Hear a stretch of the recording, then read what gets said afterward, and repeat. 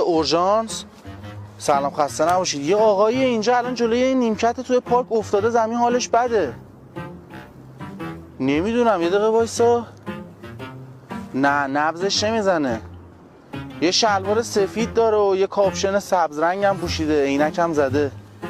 بنده خدا. جان چرا داری آدرس منو میدی عزیزم؟ حاجی بنده خدا نمیدونم چه شده. ای وای. میشه شما خودتون رو زود برسونین؟ کسی اینجا نیست داداش. آخه حاجی جوونم بوده بیچاره. نبضش نمیزنه. کسی اینجا نیستش که.